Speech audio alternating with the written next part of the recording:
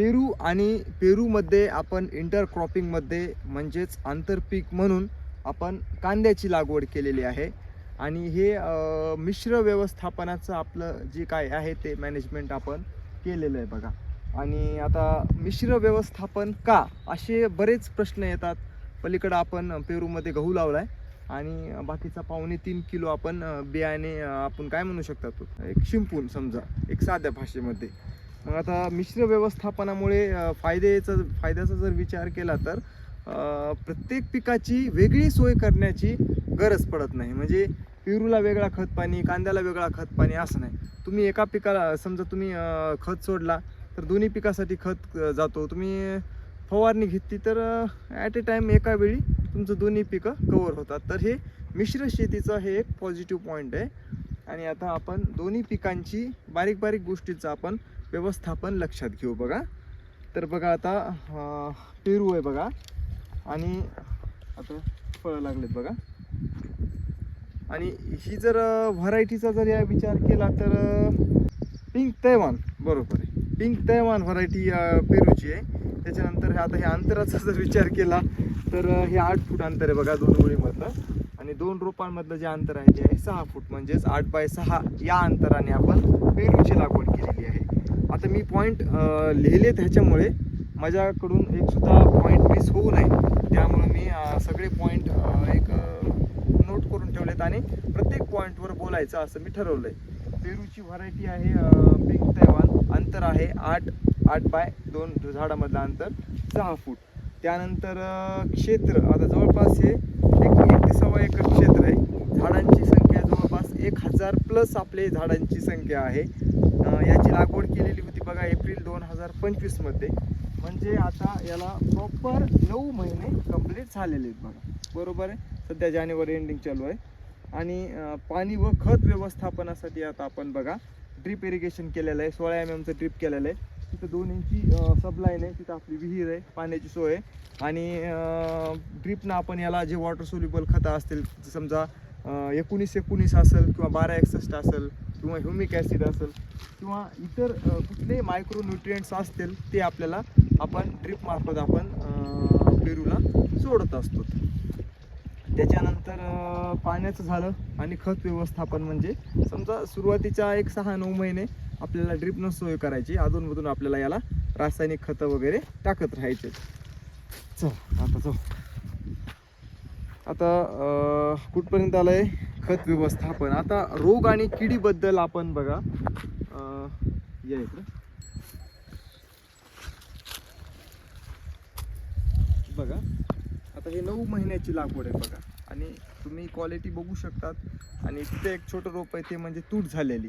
बरोबर आहे.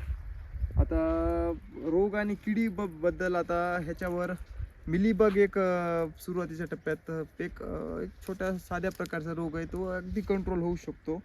आणि दुसरा एक भयंकर रोग म्हणजे निमॅटोड. आता पेरूच्या आणि डाळिंबाच्या बागेमध्ये हा रोग 90% असतो, म्हणजे असतोच. पण तो त्याचं प्रमाण कमी जास्त प्रमाणावर असतं. आणि हेही सहसा कंट्रोलमध्ये येतं. पण सरासरी हे 2 रोग पेरू आणि डाळिंबाच्या बागेमध्ये असतात. पण तुम्ही जर प्रॉपर नियोजन केलं तर या रोगाचं देखील काही समजा एवढं काही घाबरण्यासारखं नाही. तर मिलीबग कंट्रोलमध्ये येतो. निमॅटोडमध्ये झाडाला तुम्ही एका झाडाचा कॅन्सर एका प्रकारात म्हणू शकता. सूक्ष्मकर्मी म्हणू शकता तुम्ही याला. मुळाला एक गाठी होतात. आता छाटणी व उत्पादन आपल्याला 2-3 महिन्याची छाटणी करू. पहिलं वर्ष आपल्याला अजून ह्याच्यातला अनुभव आलेला नाही की किती फळं ठेवायचे किती नाही. आणि छाटणी करून आपण त्याचं प्रोडक्शन घेऊ.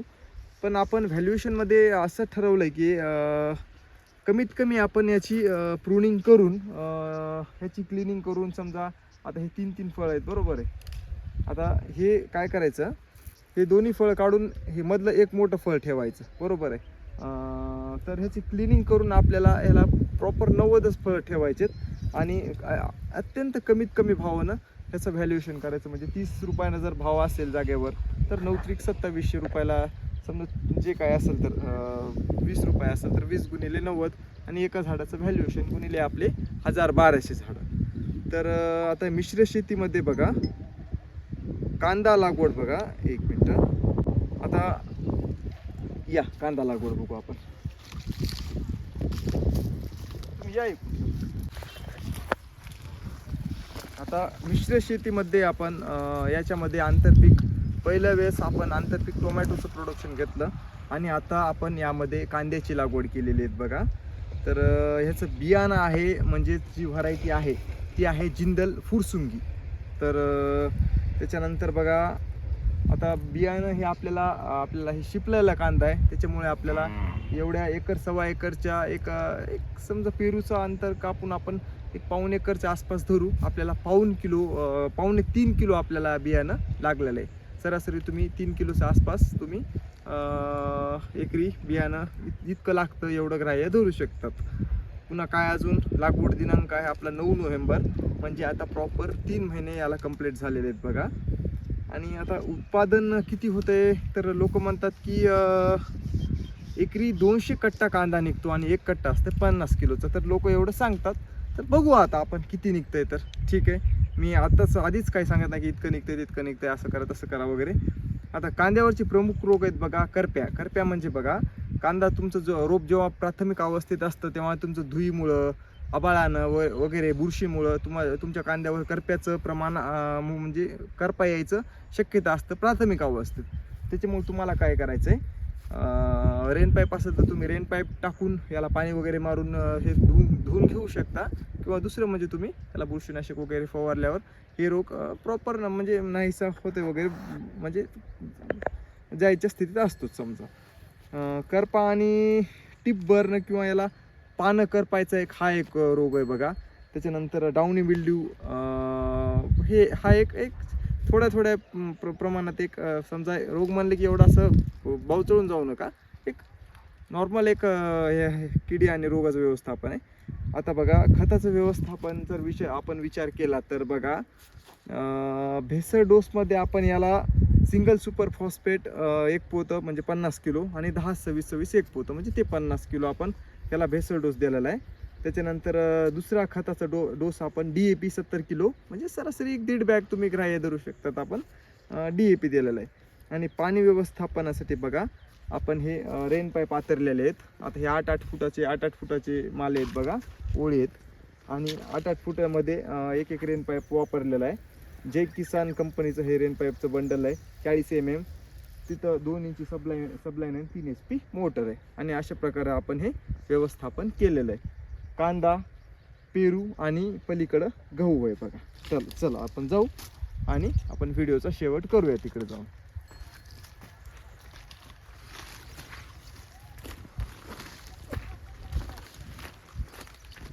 बघा आता हे पेरू, आपल्याला आता हे फळं सध्या काढूनच टाकायचे आणि छाटणीच्या नंतर आपल्याला हे बहाल ठेवायचं. पलीकडं आपण गहू केलेला आहे, मागं पेरू आहे, ही पेरूच्या लाईन मध्ये कांदा आहे आणि हा पातीचा कांद्यासाठी आपण ठेवलेला आहे, पलीकडचा आपला प्रोडक्शनसाठी. तर कसा वाटला व्हिडिओ मला सांगा. आणि हा व्हिडिओ बनवण्याचं कारण म्हणजे अगदी तुमच्यासोबत निवांत डिस्कशन किंवा गप्पा गोष्टी मारायच्यात म्हणून हा एक प्रामाणिक हेतू आहे. व्हिडिओ बघा आणि आवडल्यास चॅनलला सबस्क्राईब नक्की करा.